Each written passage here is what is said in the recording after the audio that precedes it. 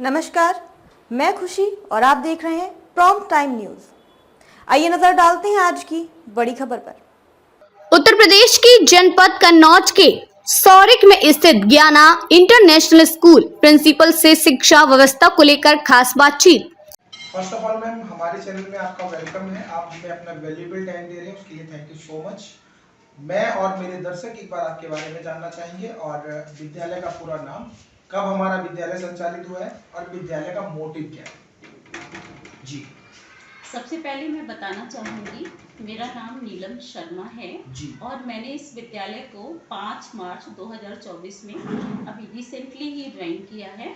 इससे पहले मैं army school Fatehgarh cantt, army cantt के अंदर as a TGT English working थी। 7 इयर्स का एक्सपीरियंस है मेरा वहाँ पर और मैं 9th से 12th क्लास में इंग्लिश की क्लासेस लेती थी। और अभी हमारा जो ये स्कूल है ये एक्चुअली 2 भागों में विभाजित है। सबसे पहले जो हमारा नर्सरी से यूकेजी है, इसमें ये ज्ञाना इंटरनेशनल के नाम से है। इस पे ज्ञाना इंटरनेशनल स्कूल की फ्रेंचाइजी है जी।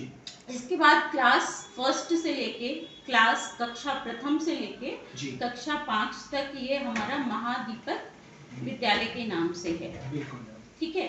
और अभी मैंने रिसेंटली यहाँ पर ज्वाइन किया है, अभी 2 मंथ्स हुआ है। ओके जी। हमारे विद्यालय का मोटिव क्या है?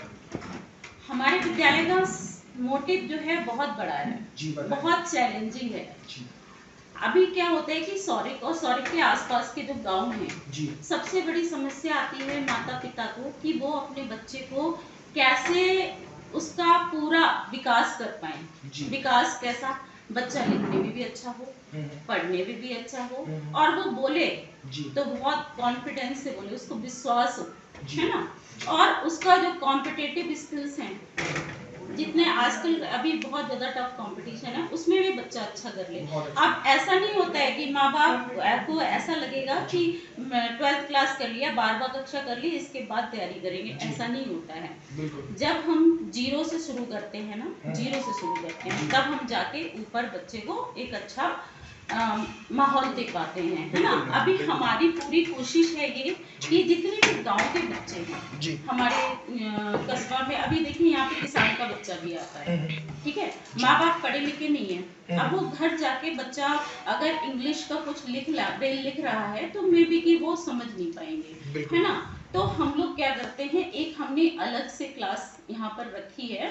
उस पीरियड में सिर्फ बच्चे को इंग्लिश बोलना और लिखना सिखाते हैं, जिससे कि ये गांव के बच्चे भी आगे बढ़े। बहुत अच्छा है ना। अब सॉरी कितनी छोटी जगह है, इतना हम आगे बढ़ गए, हमारे पास सब कुछ है, दुनिया एक हो गई है, कह रहे हैं कि दुनिया एक हो गई। अभी हम भारत से अमेरिका जाना चाहें तो हम बहुत जल्दी पहुंच जाएंगे, 1 दिन लगेगा, हम पहुंच जाएंगे। तो क्यों ना हम सौरिक में ही सब कुछ लेके आते हैं। तो हमारा उद्देश्य है कि जो तैयारी बाहर के बच्चे करते हैं वो हमारे यहाँ के छोटे जगह के बच्चे करें, ये हमारा उद्देश्य है। Okay ma'am, okay.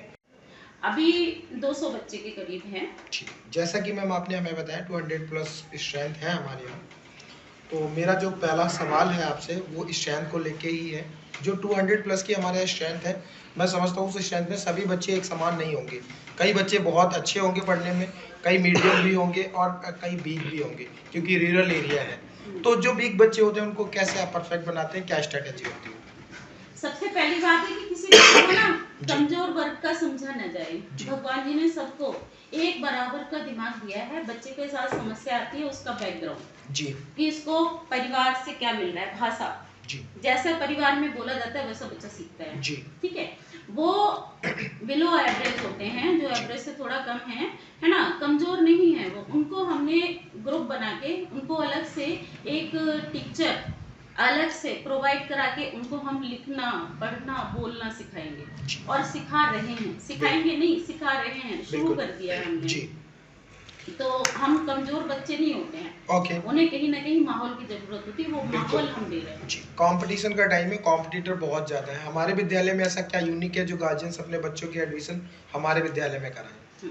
बिल्कुल, देखिए कंपटीशन में ना 3-4 बातें होती हैं। पहला आपका होता है कि जो भाषा है उसमें व्याकरण यानी कि इंग्लिश है तो ग्रामर, ग्रामर पे कमांड होना चाहिए बच्चे का। अभी एसएससी में आप देखेंगे उसमें बहुत सारे वर्ड मीनिंग होते हैं, है ना, एंटोनिम, सिनोनिम, ये बहुत ज्यादा आता है। सेंटेंस गिवन होता है, बताया जाता है कि फाइंड द एरर, है ना। तो ये जो ग्रामर है, ग्रामर जो बेस है इंग्लिश का, अभी लगभग सारे कंपटीशन में एक बार इंग्लिश का पार्ट होता ही होता है। आप चाहे टीचर्स वाला उठा लीजिए या फिर एसएससी का उठा लीजिए, या आप कहीं पे भी जगह। तो हम लोग क्या करते हैं कि ग्रामर पे फोकस करते हैं और बच्चे को बिल्कुल बेस पे जाके नीचे से बताते हैं कि ऐसा क्यों है। सेंटेंस मेकिंग में सारे रूल्स बताते हैं कि सेंटेंस ऐसे क्यों बन रहा है ना।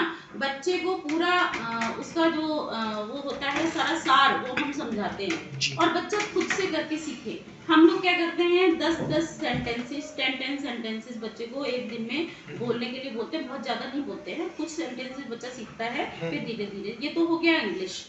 मैथ्स में भी पूरा बच्चे को बताते हैं कि ये मल्टीप्लाई है तो मल्टीप्लाई का मतलब क्या है। 2+2 हमने कर दिया तो भी 4 आएगा, 2 × 2 कर दिया तो भी 4 आएगा। बच्चे को हम ये रीजन बताते हैं। अगर बच्चा रीजन समझ जाएगा ना तो फिर बच्चा कर लेता है, उसको हम रीजन बताते हैं। एक और सवाल मैम, जैसा कि आपने देखा होगा कई बच्चे पढ़ने में बहुत अच्छे है ना, तो अध्यापकों को यहाँ पे ना काउंसलिंग करते हैं। अगर कोई समस्या आती है तो काउंसलिंग करते हैं और पूरी उनको ना जिम्मेदारी समझाते हैं कि आपकी बहुत बड़ी जिम्मेदारी है, छोटी नहीं है। क्योंकि यही बच्चे कुछ साइंटिस्ट बनेंगे, कुछ इंजीनियर बनेंगे, कुछ टीचर्स बनेंगे और कुछ हो सकता है बैंकिंग लाइन में चले जाएंगे। जैसा कि मैम एक और सवाल मैम, रूरल एरिया है ना, गार्जियंस को आप कैसे मैनेज करते हो? क्योंकि कहीं ना कहीं जितनी रेस्पॉन्सिबिलिटी एक टीचर की होती है बच्चे को परफेक्ट बनाने में, उतनी ही रेस्पॉन्सिबिलिटी गार्जियन की भी होती है। तो पीटीएम भी होता होगा हमारे यहाँ, तो गार्जियन को आप कैसे मैनेज करते हैं और कैसे उनको डील करते हैं? क्या क्या प्रोस्पेक्टस होता है उसके पीछे? सबसे बड़ी समस्या आती है भाषा की। तो अभी क्या है, क्योंकि रूरल एरिया है तो गार्जियन को मैनेज करना बड़ा टफ होता होगा। अब उनको हम थोड़ा सा इस तरह से बोलते हैं कि आप लोग है ना घर पर जो भाषा का प्रयोग कर रहे हैं वो हिंदी में अच्छा मतलब प्रयोग करिए, जो शहरी भाषा है उसका प्रयोग करिए, कोशिश करिए, है ना, परफेक्शन नहीं चाहिए, कोशिश करिए, है ना, इस तरीके से करते हैं। जो गार्जियन बच्चे को घर पे भी पढ़ा सकते हैं ठीक है, अच्छी बात है। जो नहीं भी पढ़ा सकते हैं उनको हम सिर्फ ये कहते हैं कि जो हमने गृह कार्य दिया, जो होमवर्क दिया है, सिर्फ आप देखो कि बच्चा कॉपी में, ये तो देख ही सकते हो आप कि का खा गा सही लिख रहा है कि नहीं लिख रहा है। हिंदी तो सबको आ रही है ना, है ना। तो हम गार्जियंस को उनकी जो समस्याएं होती हैं उसको सुनते हैं। बहुत सारे गार्जियन आते हैं कि हमारे यहाँ किसी को कुछ आता नहीं है इंग्लिश पढ़ना, तो वो इंग्लिश वाला सब्जेक्ट जो है मैंने आपको बताया एक एक्स्ट्रा पीरियड दे रखा है, रोज का है, कम्युनिकेशन का है, उसमें बच्चा लिखना पढ़ना बोलना सीखता है। सिर्फ उस पीरियड में हम इतना करते हैं। एक इंग्लिश जो सब्जेक्ट है वो हम अलग पढ़ाते हैं और ये एक्स्ट्रा हमने पीरियड दे रखा है जिसमें हम सिर्फ बच्चे को बोलना और लिखना सिखाते हैं। वो इसलिए दे रखा है कि मुझे पता है कि यहाँ पे गाँव के बच्चों के माता पिता वो नहीं सिखा पाएंगे, है ना। हिंदी का बोलते हैं, हिंदी देख लीजिए। गणित यहाँ के माँ पापा को आती है ना, तो गणित आप देख लीजिए, मैथ्स आप देख लीजिए, कोई दिक्कत नहीं है।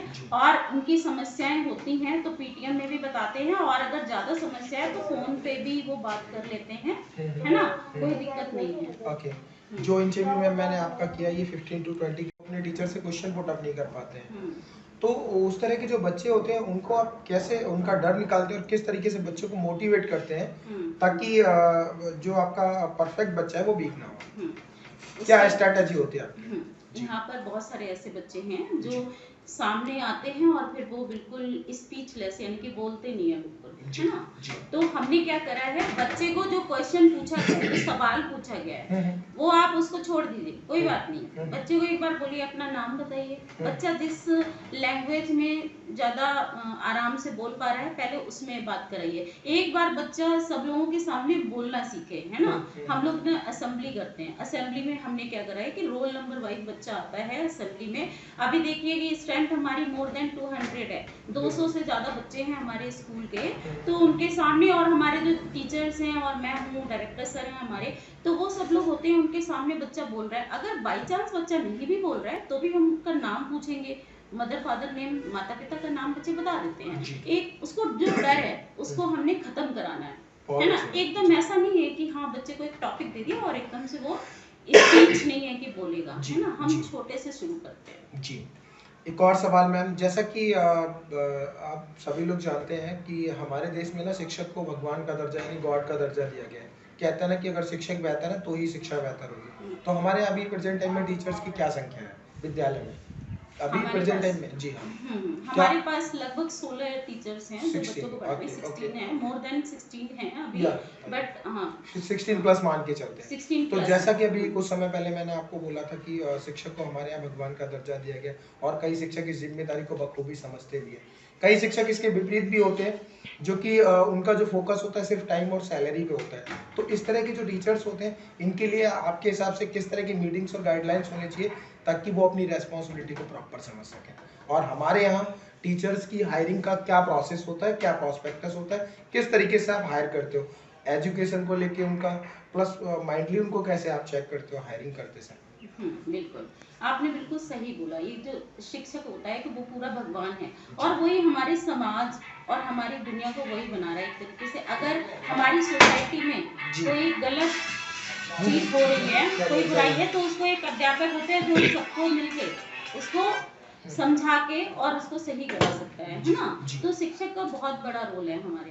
तो अभी क्या है ना कि जो हमारे स्कूल में जो जितने भी शिक्षक हैं उनकी काउंसलिंग, मैं उनकी काउंसलिंग करती हूँ, ठीक है। मैं उनको बस ये कहती हूँ कि देखिए, टीचर एक ऐसा प्रोफेशन है ना जिसमें सिर्फ 10 लोग नहीं जानेंगे, हजारों जानेंगे, फिर लाखों जानेंगे। बिल्कुल सही बात। क्यों? क्योंकि हर साल 1000 बच्चे आएंगे, 1000 जाएंगे, फिर नए 1000 आएंगे, लाखों लोग जानेंगे। तो बच्चे पता है, बच्चों को सब पता होता है कि टीचर ने सही किया या गलत किया, है ना। टीचर क्लास में नहीं पढ़ा रहा है, फोन में लगा हुआ है, तो बच्चा घर जाके बोलेगा कि टीचर ने आज फोन पर ही सारा फोन पे लगे रहे और पूरा पीरियड ओवर हो गया, है ना। तो बच्चों को पहली बात तो ये, हमारे स्कूल में फोन क्लास में अलाउड नहीं है, लेकिन मैंने एक एग्जाम्पल दिया, उदाहरण दिया कि ऐसा होता है ना। तो हम ना टीचर्स की ना काउंसलिंग करते रहते हैं और टीचर्स को एक अच्छा माहौल देते हैं। अगर हम टीचर्स से गलत तरीके से बात करेंगे तो वो हमें कोऑपरेट नहीं करेंगे। अगर हम उन्हें प्यार से समझाएंगे ना कि देखिए आपको ऐसा काम करना है कि हर बच्चा घर पे जाके बोले कि हमारी टीचर ने हमें ये अच्छे से सिखाया, कराया, है ना। और बच्चे के साथ भी मिसबिहेव नहीं करिए और बच्चा आपसे भी मिसबिहेव नहीं करेगा, है ना। वो व्यवहार करिए जो आप सबसे पहले मैंने आपको शुरू में ही बताया था कि यहाँ पे नर्सरी, LKG, UKG ज्ञाना इंटरनेशनल स्कूल के नाम से हैं और कक्षा 5 से लेके जो कक्षा 1 से लेके कक्षा 5 तक जो है, फर्स्ट क्लास से 5th क्लास जो है वो हमारा महादीपक विद्यालय के नाम से है ना। हम गार्जियन से, जो हमारे जो गार्जियन है, अभिभावक हैं, माता पिता हैं, हम उनसे ये गुजारिश करेंगे कि वो हम पर भरोसा करें और एक बार बच्चे का एडमिशन यहाँ पर करा के देखें, ठीक है। और उनको हम बहुत कुछ बेहतर करके दिखाएंगे और हम इस टाइम पर कर रहे हैं। जो बच्चा है उसका वैयक्तिक विकास जो होता है पूर्ण, वो हम करेंगे, है ना।